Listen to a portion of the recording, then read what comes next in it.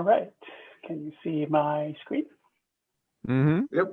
Okay. Good evening, everyone. My name is Sal Athalye. I recently joined the Rochester Python users group. Attended a meeting, I think it was last month, where we were trying to talk about who's going to speak next. And I said, hey, why don't I show you what I've been working on?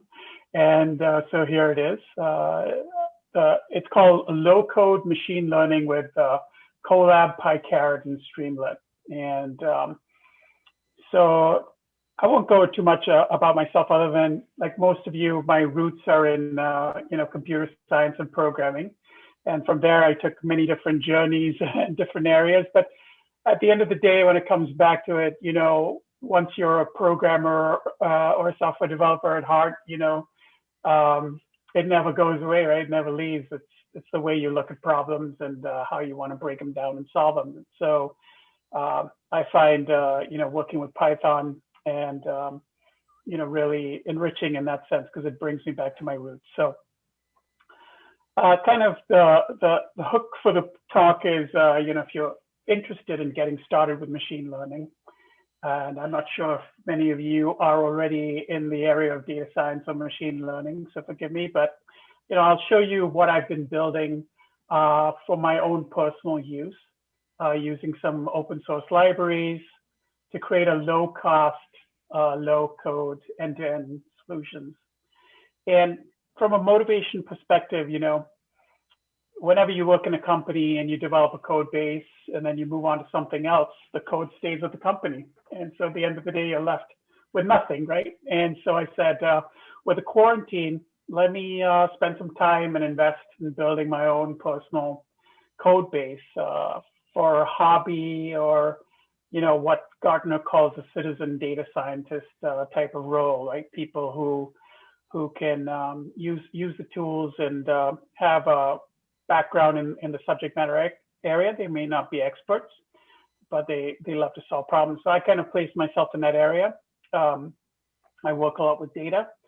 And so I wanted to build this code base for data science, machine learning, natural language processing, time series forecasting, using open source libraries, and just using techniques from the public domain. So nothing proprietary, obviously, right? So the other big thing is giving back to the open source community. So for the last 8 or 9 years, so much of my paycheck has come from the work of, great people who've been building open source. I think that opening that up and big companies allowing people to use those libraries in-house has really unleashed a lot of creativity and value. And so this was my personal way of giving back to the community, and my work's all in public GitHub repos, released through the MIT license. So if it's interesting to you, please go ahead and use it. I've got some links down below.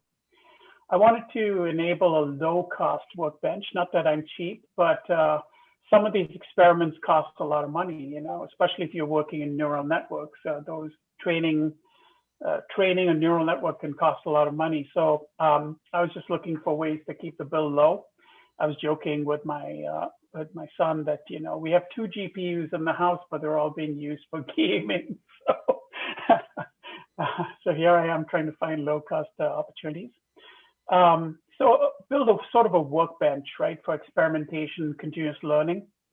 I really wanted to surface areas of weakness in theory and practice. And in the field of data science and machine learning, there's plenty of opportunities to find out that you don't know something, and you have to, cover your bases and get up to speed quickly. Building a muscle memory with APIs. I'm sure you all have that same experience working in Python and other programming languages and libraries, is that, the more familiar you get with the APIs and the tool chains, the faster you can move through your work. George was just alluding to that, and stay in the flow, right? So where you're thinking about the problem and how you're going to attack the problem instead of, how do I do this? How do I do that? And that just comes with practice. And, essentially building something that I could use, to keep abreast of what's going on in the field And I also thought, hey, why not participate in some time box datathons like Kaggle type things, and see where I get, So these were all my motivations. And before I move any further, again, like I just like to reiterate a thank you to all those super smart people and teams who have built these libraries and capabilities, and without which so many of us would have nothing to develop on. So thank you for that. So what does this work in progress workbench look like? Uses Python and Jupyter notebooks. Is everyone familiar with Jupyter notebooks and that concept? I can't really see any faces here, but you can speak up and let me know if you're all familiar. Then I won't. Yep, used them a few times. Go into that. Okay, good. And Python virtual environments. So I come from the data science side. So for me, it's Conda and pip. There's so many other things there, and I'd love to learn, what works and what would work best for me. An IDE is a very personal decision. I picked Visual Studio Code. I started with Vim and Emacs, so I've gone the gamut. And I also use Jupyter Lab, Jupyter Notebooks on my local desktop. So Google Collaboratory or Colab, perhaps you guys are already familiar with that as well. If you're not, it's an environment, it's a cloud-based Python development environment. It's got a lot of the libraries that we tend to use for data science and machine learning pre-installed. It runs on a Jupyter Notebook type setting, integrates with Google Drive and GitHub. So it's really easy to pull in your notebooks, pull in data, store stuff, and keep it under version control. And Colab's really intriguing because you can set up a runtime environment with just a straight CPU or a GPU or TPU, so a tensor processing unit, for free, right? So it comes with some constraints, such as it's very strict on idle timeouts. So if you're not doing something, it will disconnect. The virtual memory has some RAM limits, and you get up to 12 hours of notebook runtime, which for most of us, what we're doing is just fine. There's also a pro version, I think, that costs $10 a month that gives you more RAM, maybe access to better GPUs, and remove some of the constraints on the timeouts. So I've put a link here in case anyone wants to go and see what that looks like. But it's a Jupyter environment in the cloud. Git and GitHub, I mean, can we really do our work without it? I'm not quite sure.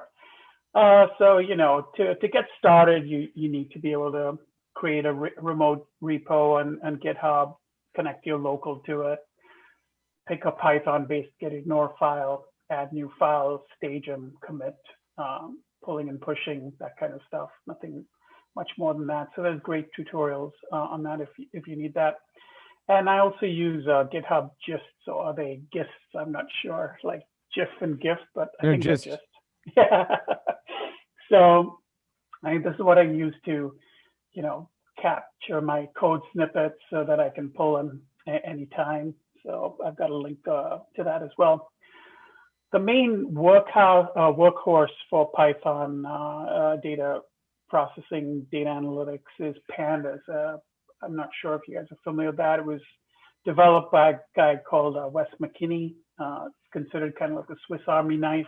I think Wes worked in the finance industry, so a lot of time series stuff, a lot of capabilities to work on in-memory systems. And it's now open source and quite a big team supporting it, I believe.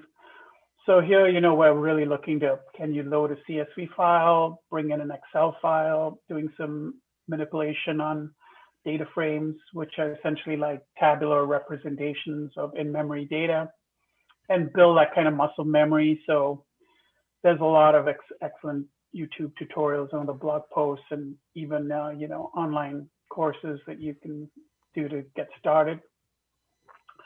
Something else that I use is a cookie cutter. So cookie cutter is like a command line utility that helps you basically set a consistent directory structure and put some basic utility code in there for project templates. So They have one specific template for data science. It kind of looks like this, right? So main directory, license, da da da. You got a data area where you can stick in your raw, process, interim, external data. The get ignore file essentially ignores data, so it won't push data into GitHub. Area for docs. Here's where you place your models, your output from your work, your spot for Jupyter notebooks, and source. So if you've got common code that you want to use across your notebooks, you put it over here. Something for testing, and a make file, I believe.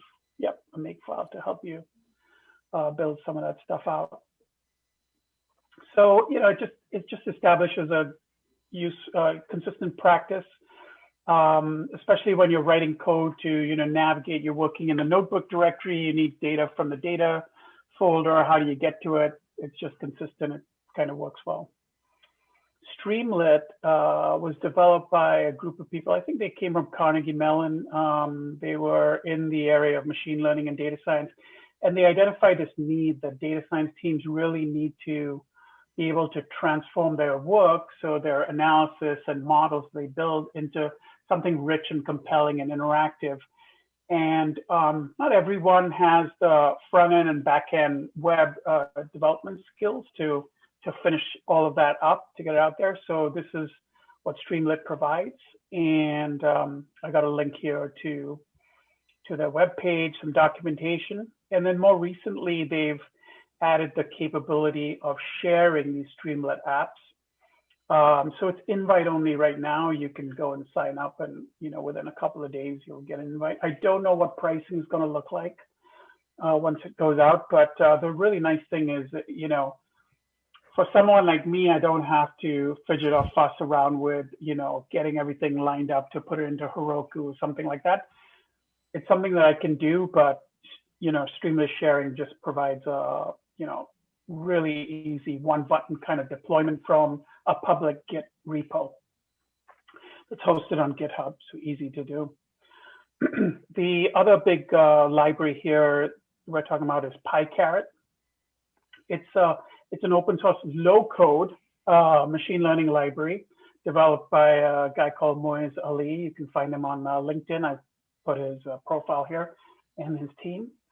And really what it does is it provides, I'll call it a set of wrappers and workflows that uses functionality from a lot of widely used open source libraries.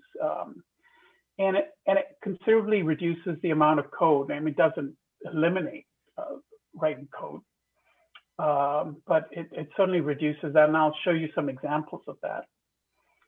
And just so that you get a sense of what's in PyCaret, what I did was I just ran, the pip install, and you can see, I don't know if some of you have worked with machine learning or data science, but Pandas is in there, Spacey, which is a natural language processing library, Seaborn, which is visualization, Plotly, visualization, MLflow, it's a machine learning experiment tracking library.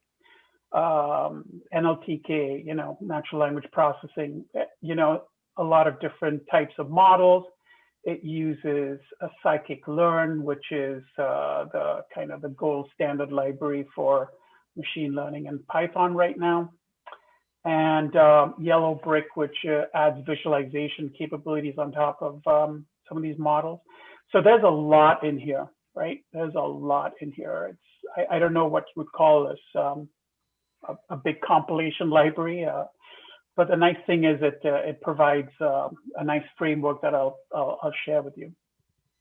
So again, for some of you who may not be familiar with what this process might look like, I've copied the image from the cross-industry standard process for data mining, CRISP-DM as it's called, came out first in '96, and I think it was published in '99. So it's been with us for a while.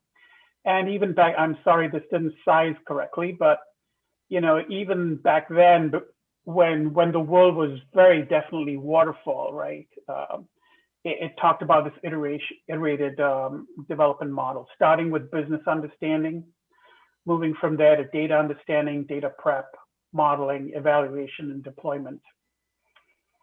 So even though I'm kind of framing this as a framework for a hobbyist or a citizen data scientist, having worked in this area, I recognize that it's a very important imperative to start with business understanding, because it's so easy to get in the weeds and go and rush and build a model, and you're building something that the customer never wanted, that they can't use, it's not giving them the right answer. So when you start thinking about understanding the business processes or the operational processes that are generating the data, things like seasonality patterns, those kind of things, the volume of the data, what it looks like, ensuring with your stakeholder or your sponsor that you're solving the right problem. Sometimes they might express something, but really the root cause, what needs to be solved, is something different. So using 5 whys or a technique like that to really understand that, understanding what the success criteria would be, right, from the perspective of the final deliverable, what would mark this model, this solution as being successful. And other things like, usage. So who's going to use it? How are they going to use it? When are they going to use it? And what kind of decision are we talking about? $1 million, $10,000, $50? What's at risk? Because that kind of gives a sense of, what that model really needs to be able to provide. Are there any costs associated with errors? This is a model, right? So it's not going to be 100%. In fact, if it was 100%, you need to be really afraid of that. Like, you have to go back and say, why is it perfect? It's not going to be perfect. So it could make different types of errors, and based on the business need, it'll be important to understand, what the cost of those errors are. A budget and resources. When we got started, we were talking about all these cloud-based technologies, and they don't come for free. And so if we're hosting something in the cloud, what budget do I have? Can I spawn a cluster to run a neural network, or am I limited to a small virtual machine? That can help dictate what type of model might be applicable here, and so on and so forth. And another big one is organizational change management, especially if you're coming into a situation where the team may not be aware of what data science and machine learning can bring. And there are people who are already providing the management of the team with great insights, and you want to understand, how the model will be used.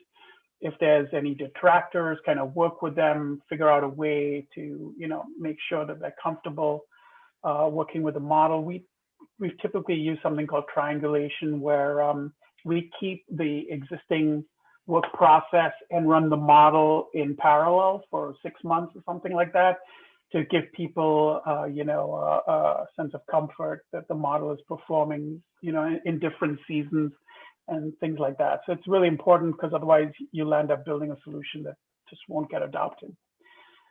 The other thing is, it seems like from this diagram that the process ends at deployment, but what happens is business changes, competitive landscape changes. And in fact, as people end up using your model, their own patterns might change, which leads to something called model rot. It's basically the data patterns that you train the model with change, and your performance of your model will start to degrade, and that has to be monitored. And of course, communication throughout. Communication with technical people, communication with non-technical people, stakeholders, champion sponsors, and they're all going to want to be communicated to differently, right? So showing code to, a sponsor, not quite.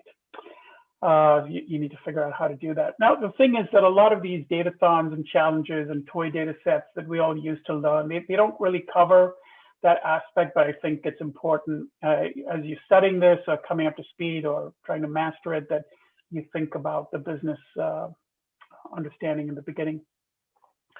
The other thing that people may not be aware of, that the process of running an experiment, as we say, generates a whole bunch of information. So, during that, you need to know exactly what data you use to train the model. You need to know the schema of that data. You need to know the version numbers of all the Python libraries that we used so that you can recreate it later. Any seeds they use for the random number generators. and any steps that you took to transform the data from raw to when you're going to feed it into the model. These things all have to be captured.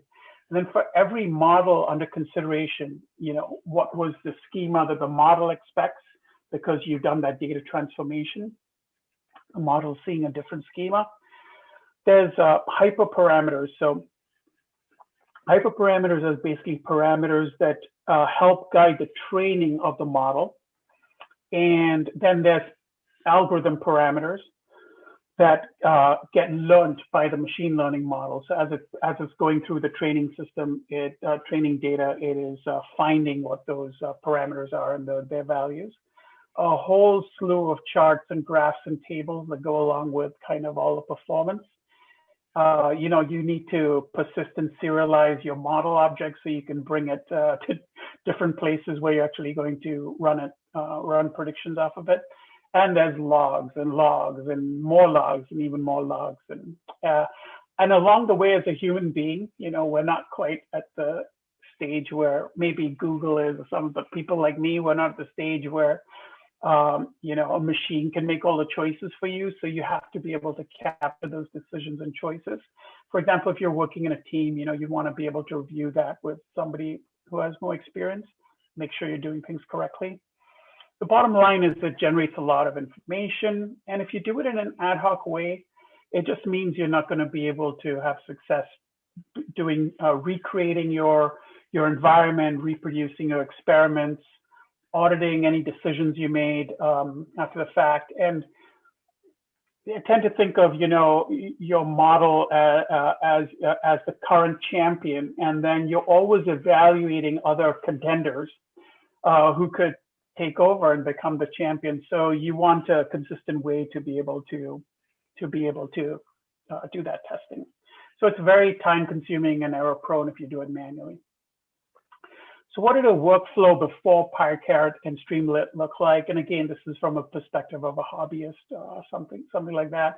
You fire up a Jupyter notebook, maybe copy an existing one, and then you get into cut and paste mode, and you're going all over the place trying to find those code snippets, because that's one of the things with Jupyter notebooks, right? I mean, ideally, you'd want to put them into modules or libraries and then call them, but typically we're always in a rush and we're just trying to find what we need. So you kind of paste it all together to meet the needs. There's no consistent application of best practices. You're typically in a rush. Your experimentation with different algorithms is limited to kind of what you've done in the past, right? Where you've built a code base, where you're comfortable with the examples you're comfortable with, or maybe you're scanning around for blogs or books or something like that you can bring that code in and integrate it. Evaluation gets limited to the charts and graphs you're familiar with that you've built before. Some of those do take a lot of time to get just right. Cataloging artifacts and tracking, again, based on personal discipline, how organized you are. So, you build many models, but you only really evaluate and compare a few of them because it's just too time consuming and tedious to do all that. And, prior to Streamlit, it was a little difficult to get that model hosted other than in an IDE. So imagine, now I'm talking from a hobbyist perspective, but if like you were in a team and you wanted to share with a product owner or something like that, you're saying, hey, come look at my editor here, watch me type these commands and see the prediction, how accurate it is. They don't live in that world, so it's harder to kind of show proof of value with non-technical people, and they get all tangled up in the code base. Just reinforces this notion that there's such a separation between, data scientists and analysts and the business people. These models never get integrated back. So now with PyCaret and Streamlit, they call it low code or lower code, you'll see, but it requires more thinking in the end because it gives you so many choices. It's easy to just set it in default mode, go figure it out, but it's garbage in, garbage out at that point, right? So for me, I really wanted to use it to supplement my learning. So I'm perfectly fine looking at something going, wow, I don't know what that is. And I've got to, go to the Oracle of Google and find that out and get it under my my capabilities. So I find that it surfaces gaps in theory and practice a lot quicker, which is great because that's what my goal was, and I don't feel bad about not knowing something. And it also forces me to be clearer about the choices and options that I select because I just don't want to go with default. So I spend less time in copy paste mode, and I can invest that in analyzing and evaluating, which is, what we really want to do here. One of the concerns is that, you saw the dependency that PyCaret has because it brings in so many different libraries, and, the footprint, I've not done a deep study on that, but for example, there were some blog examples using Heroku, free tier on Heroku. You build a model, you build a simple Streamlit app, try and deploy it on the free tier Heroku dyno, and it worked in July of 2020 with version 1.x. And then I tried to do it in version 2.x late December 2020, and the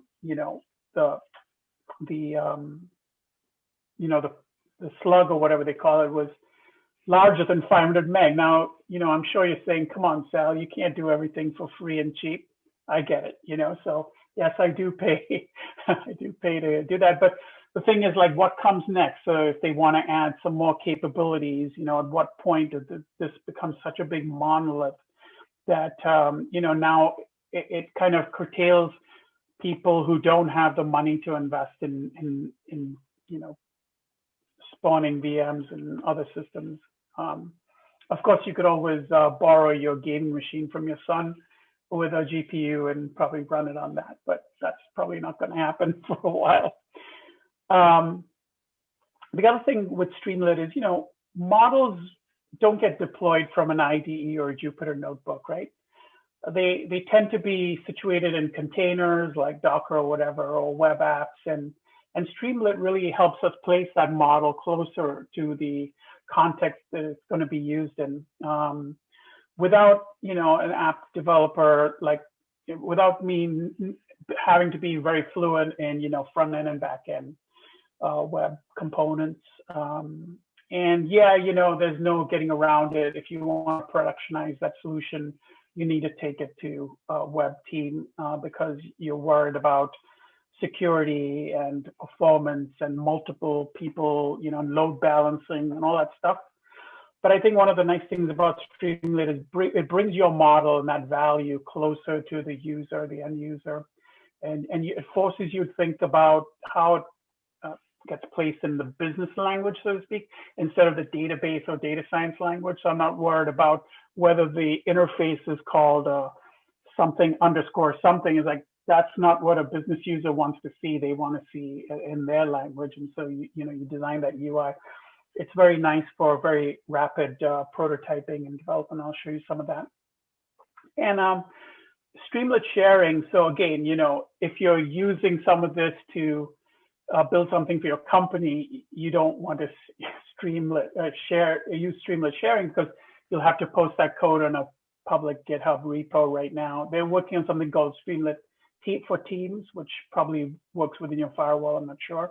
So I don't know what the pricing looks like, but it allows right now kind of for data scientists and machine learning people, the same capabilities, the ability to showcase your work like Tableau Public does for visual analytics, right? So Tableau Public allows people to, use open data sets or whatever and post to a public website so people can look at their work. And I think Streamlit sharing does that for that. So let me stop there and see if there are any questions, and I'll switch quickly to a quick demo and show you what this looks like. Okay, I'm going to show you some quite messy code here, but this is what the world looks like before. And I'm sorry, I have to scroll up here, but so there's a site, and I've provided a link here. I think they're based in India, called DeFi, and sometime late November 2020, I got something in the email that says, hey, we're offering a boot camp. It's free, sign up. Like, sure. So I did their advanced machine learning boot camp. And one of the cool things is they had these weekly challenges. The challenges would start at 10:30 Eastern Standard Time, East Coast time, because it's based in India, on a Friday, and then it would run through Monday, Monday evening East Coast time. So it was time boxed. It's not something that I would sit and ruminate over for days and days. And you go solve the problem, you build your model. It's kind of like Kaggle, but I think the problem sets are a little simpler, so it's a great place to start. So I said, okay, let me try and put my skills to the test, and I started off building something without PyCaret, because I said, let me, and I've built these things before, but let me experience the pain of trying to do this the way I've always done it, and then I will reward myself by building it in PyCaret and go through the process again and see what that looks like. So some libraries to install, some data to load. This is coming from the problem statement and give you some detail about, what these fields mean.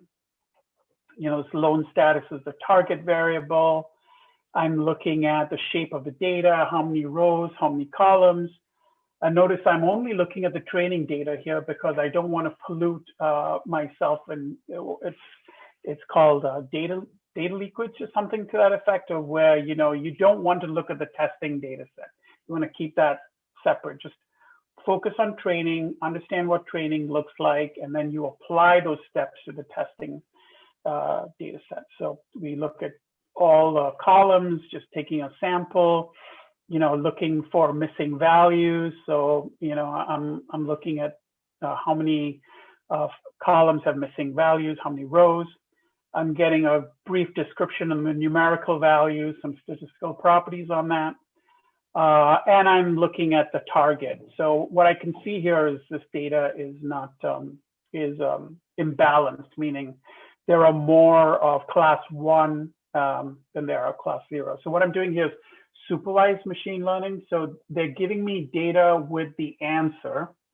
And what I'm going to do is use that data with the answer to train a model, so that when I give it the data that I want to predict, which doesn't have the answer, I'm going to predict the answer. So that's what supervised machine learning is basically.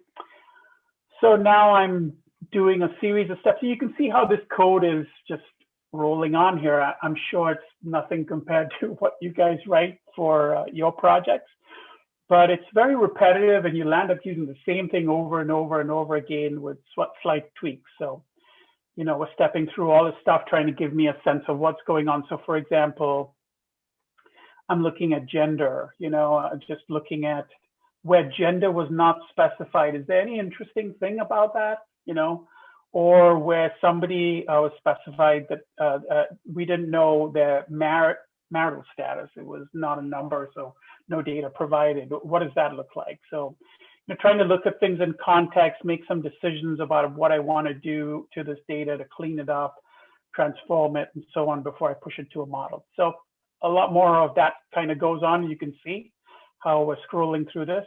I'll get to the point where we start looking at creating a model. So before I run a model, anything that's kind of categorical or string like has to be converted to a number for these algorithms to work with them. So you have to do a couple of things like transforming that into numbers. Then we're going to take this training data set, we're going to split it into a piece called training set. So I know it's a little confusing because it was called a training set, and now I'm converting it into a training set and a testing set. But there's a reason for that, because we want to give this machine learning algorithm a chance to see the data in different types of setups, so that we don't kind of fit it to one set of data that it's seen. So yeah, there's more of that happening. Some correlation plots that don't look very pretty, apologize. And eventually we get to the point that I'm picking one model. So I picked XGBoost classifier, and I'm running that through. I'm trying to find the important features from the perspective of the algorithm.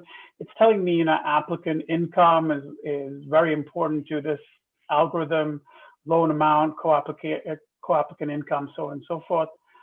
And then we go on from there to start to evaluate the model that we've trained, looking for accuracy numbers and so on and so forth. I won't bore you to tears with that.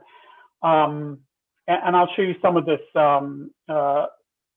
explainable AI or explainable machine learning stuff later. But you know, you can see what this looks like. It seems like a lot of code to me. You know, you'd have to pick and choose this and pull it over into your next notebook. And at the end of the day, I've only trained one model. And you can see here, I've not even kind of done any evaluation on it. I've not put it into some sort of application that I can see how it responds. All this work was to train one model, one way. And so that's what the world kind of looked like. I ran out of time and I had to submit it, you know, the way it was, right? Then I said, okay, I've done that now. Let me take a look at what the world looks like with, oh, great, with PyCaret.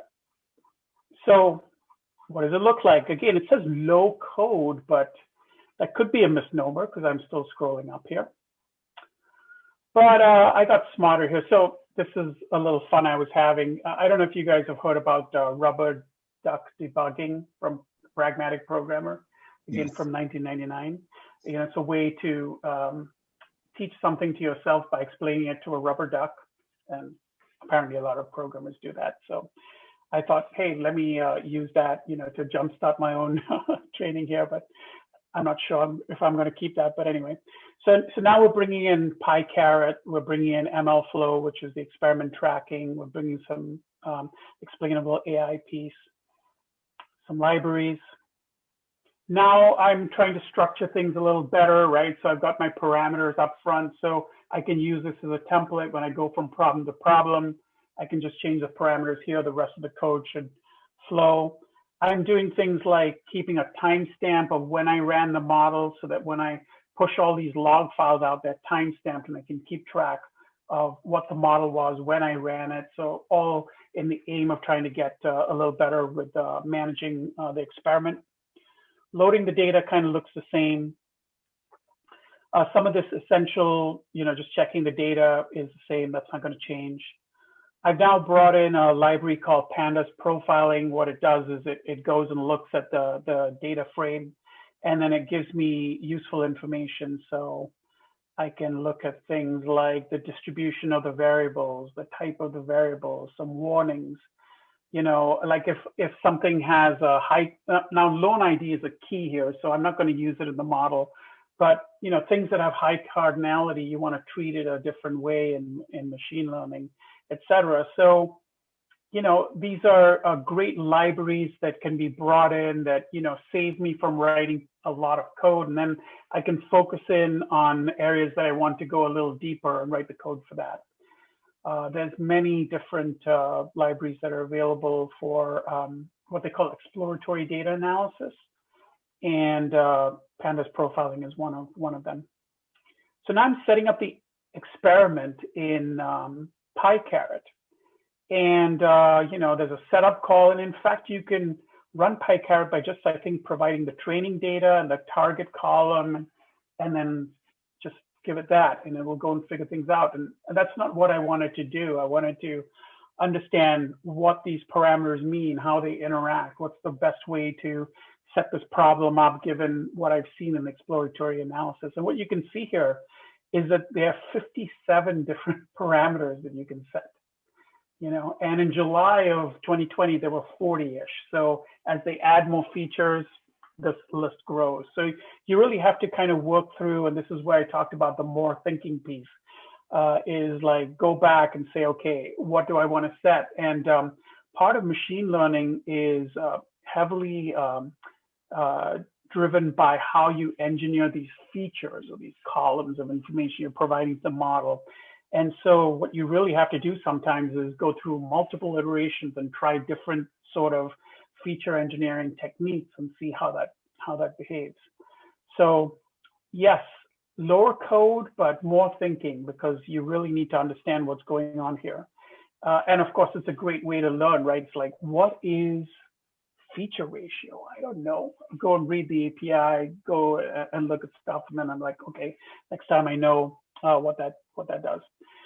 The other thing now, what PyCaret gives you is the ability to create automated pipelines where you're basically specifying what you want to happen in this data transformation. And PyCaret keeps track of all of that so that later on, when you want to deploy your model and you pass it data, it will apply the same set of changes to the incoming data to present it to the model. This is huge, because if you didn't have pipelines, you'd have to be keeping track of all those steps and making sure you wrote the same code when you wanted to do the prediction. So we do some feature transformation, and now this is amazing. So whereas I could only test the one model one time, I just come in here and I say, give me the best model based on this criteria called F1. And now it's basically running through, I don't know, 10 or 12 different models. It's going and running it with all that, the pipeline that I created, comes back with all the metrics. I can go back and try and understand, which one would be the best model to take forward. So this is all done behind the scenes. You can see it kind of constrains itself to that one Jupyter Notebook cell. So it's not like scrolling through hundreds of rows. So that's great. And then there's some function calls you can use to kind of take that output and push it to CSV or something like that. Now, behind the scenes, I have set this up to use MLflow, which is an experiment tracking system. But what that does is it actually runs on a server. And so I still have to work through where I'm going to host the server. And I'm thinking AWS, like EC2. I set up my MLflow server there, make the connection. So all my experiments are logging everything to AWS. So I think that's what I'm going to do. But in the meantime, I was just capturing this information into CSV files. Because what's happening is Google Colab is keeping track of all the outputs for me here. So now I'm going through, and I realized I really wanted to use a CatBoost model, even though that wasn't number one. I come in here, I run CatBoost, I train it, I tune it. So I'm tuning the parameters, the hyperparameters, which is doing all the searching behind the scenes. And now I have a set of model diagnostics that I can look at, these different charts like confusion matrices and all these different like receiver operating curve, area under the curve chart. So it kind of is giving me information about what that model, is generating, whether it's going to meet my needs or not. And there's so many of these, and I really have to spend some time with some of them to get better at them. But I don't have to write the code to do this, right? Look, it's one line function call. So this is great. And it keeps it consistent. That means from experiment to experiment, it's done the same way. So, I come back out here and, I run so now I'm taking the data, I'm running predictions through it. And I start to do some interpretable machine learning piece. So like I can now understand how these different factors or contribute to the model, whether it's going to predict, that it's going to grant a loan or not grant a loan in this case. So there's a lot of that we can do. Great graphs over here from the SHAP library. And, more and more, especially some industries are requiring people build these interpretable models so that they can reduce or remove bias in machine learning and artificial models. So anyway, we've done that. Now what I'm doing is, from my experience with working with Azure machine learning, in industry, I'm like, okay, I need to build the same sort of capability here for my hobby personal workspace. So I'm doing simple things like, logging, capturing a timestamp, naming things consistently, dumping these models out, capturing the schema information. So if I was pretending that, web application group would be taking my output, now they need to know, how that interface needs to be designed to feed the model, and capturing all the package versions for, reproducibility. And then finally, zipping up all this stuff and downloading it to my local machine. So I have it, I can store it. When I get to the point where I have ML flow running on a server, then I'll have all that richness. So as I experiment multiple times, try different feature engineering techniques, I can go and look at all that work and see, what works best for this data set. So then from there, it's like, okay, most of the time these models just live on data scientists' machines. They never see the light of day. This is where Streamlit comes in. And so, you basically, behind the scenes, I take that model, I put it into a Git repo, pickle file, load it up to, GitHub, go into Streamlit. There's some code that I will share with you, bring it in and load the model, and now I can start running predictions. So, for example, this is what it looks like, and I'll show you the code in a second. There's a simple kind of left area that I've chosen to place the model inputs. And simply what I'm doing here is as you change these inputs, so like, for example, you go from male to female, married, yes, dependents, none, graduate, self-employed, not, credit history, perfect, lives in a rural area, etc. This table on the right-hand side is kind of reflecting that. I click submit. And this information is then passed to the PyCaret model. The input is transformed in that pipeline so that the data is transformed in the way the model needs to see it. It's pushed into the predict function for the model. The result is returned, and I can display that. If I change that to male, I don't know if it's going to approve or not, so on and so forth. So you can play with it. So I know many of you kind of work with web front ends and that kind of stuff, but this is huge for the data science community, right? Like to be able to build this quick proof of value, share it with a non-technical team, get buy-in and so on and so forth. This is really huge. So let's see what that code looks like. And I have a few minutes here. So this is kind of what it looks like. I'm using the cookie cutter thing, so placed it under source. Fairly simple. I'm loading, Pandas, Streamlit. Here's the PyCaret regression library that I need in order to load the model and do the prediction. Everything runs in the main function, so basically the program will iterate through main, it'll loop through. When I wanted that title there, I'm making a single function call, passing a string, pretty easy. I don't have to know HTML, CSS, whatever. A header, I can place markdown in there for links or whatever, subheaders. I'm creating my familiar data structures from Python, right? That should be straightforward. I'm building a sidebar here, so that was the left-hand side sidebar. I'm placing these different select boxes, like selection boxes in the sidebar, right? Given where I'm placing it. And then so on and so forth. And then what happens is I just create like a simple list here to store the most current values. So based on what the user has picked, these are reflected in here, and they get pushed into the model in this predict model function. You can see that the model pickle file, so I've loaded the model in here.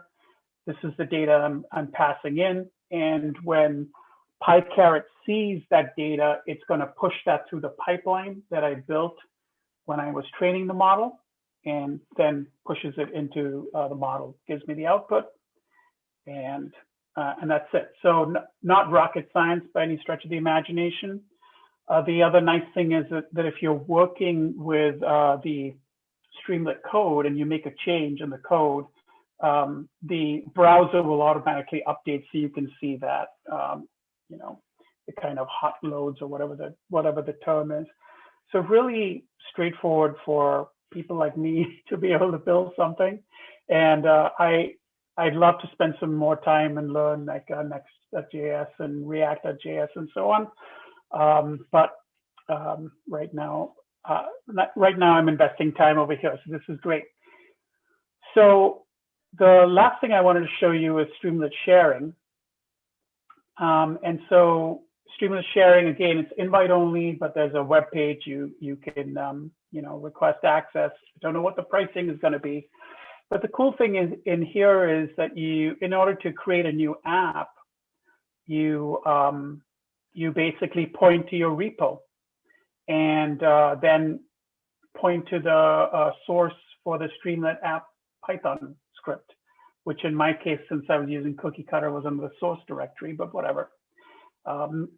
Master branch, main branch, whatever you need, and hit deploy. That's literally what it took to deploy this app. And so this is the app that is running, hosted by Streamlit sharing.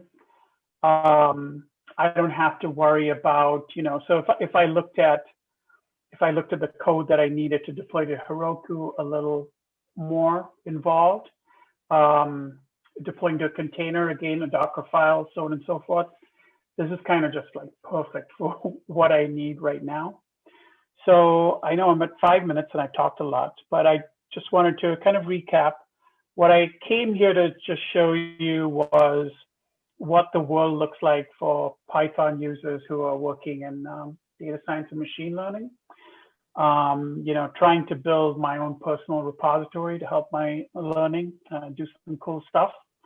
The ability to use open source libraries like PyCaret and Streamlit really, helps with the productivity and the learning process. It surfaces very quickly things that you never knew that you need to know. And even though it's construed as low code, it's lower code. And then more thinking, because if you want to use it right, you really have to know what all these parameters do and what the outputs, how to interpret the outputs, so on and so forth. So happy to take any questions. And thanks for the opportunity to speak with you today. Yeah, thank you. I love the juxtaposition of low code and high thinking. I've run into that so many times with different so-called low-code platforms. And it's just, yeah, I need to be an expert to make it low-code. That didn't really solve my problem. My personal, need to know what to choose. Yeah. The other thing is with some low-code platforms, they just squirrel away code in different places. So if you want to change anything, you have to go, oh, that's in that component, then I got to pull down that thing, and then change these 3 lines of code. But then that interacts with something else. I got to go somewhere here, so it's painful. If I come from a programming background, I can see the value for somebody who's just wants to get started. What I was going to ask was why you had deployment, and it seemed to end at deployment. I thought more or less that once you deploy something, you illuminate the problem differently than how it was initially seen. So in actuality, deployment breeds back into business understanding. It changes the understanding of the problem at hand.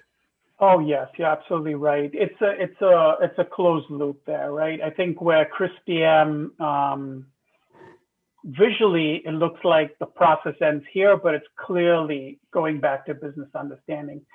The other part of it is the monitoring piece that I mentioned, right? Which also drives back to business understanding. So it's a very closed loop. I totally agree.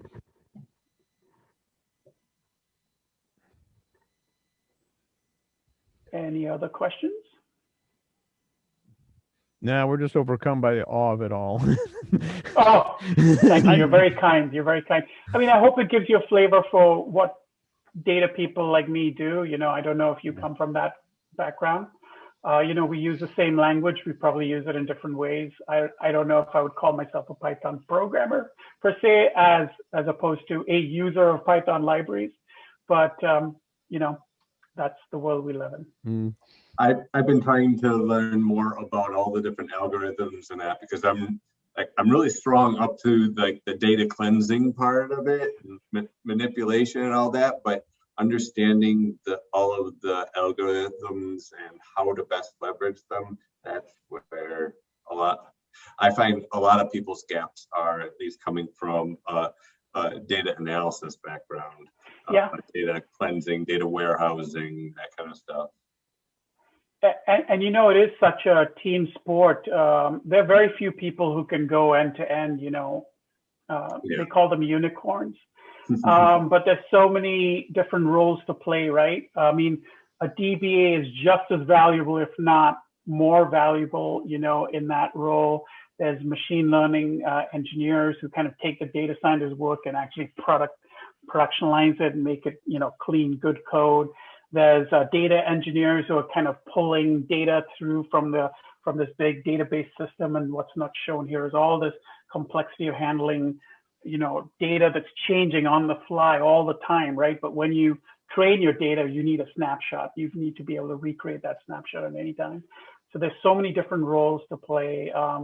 It's the data science people who get the glory. The glory, but there's a lot of value put in by so many other people in that pipeline. Yeah. Yeah. Great. So I will post this on GitHub, and then I'll send a link to you, so you can put that in minutes. That's great. Or whatever. And we'll include that link with the video that we post. We'll put this up on YouTube. Okay, great. My first YouTube video. Yep. All right, 15 minutes of fame. Here I come. Woo! All right. Yeah. What are the average views? Like 12? Yeah, about that. Share it with Hey, your friends. Get our counts higher. Yeah. That's awesome. I do have a Java program to drive that a bit higher than Yeah, they go anywhere from like 12 to 400 views for the ones that have been around for longer. Yeah. But Awesome. whatever. I've had a couple of comments on it. I didn't realize some of my GitHub repos were not public when I linked to them. And so somebody noticed and commented and I fixed it. So somebody's watching them. Yeah, I went back and watched all the other ones, especially the Django one that you did. I think George. Yes. Yeah. You're one of my 12. And then the one about APIs, I believe that was really well done as well. So lots to learn there. Nice. Mo asked a question in chat here. For machine learning novices, are there any other boot camps like DeFi? I think that's how to pronounce it. You'd suggest we take a look at? Yeah, I'll post some links in there. I'll give you some links to YouTube people and people are posting on LinkedIn. It's always this balance of like theory versus practice. You got to do a bit of both. You can do courses on Coursera or sign up for courses on Udemy and stuff like that, or Udemy. So we learn in different ways. And I'll do the one on DeFi. So if you want to join me, we can try one together. That'd be great. Nice.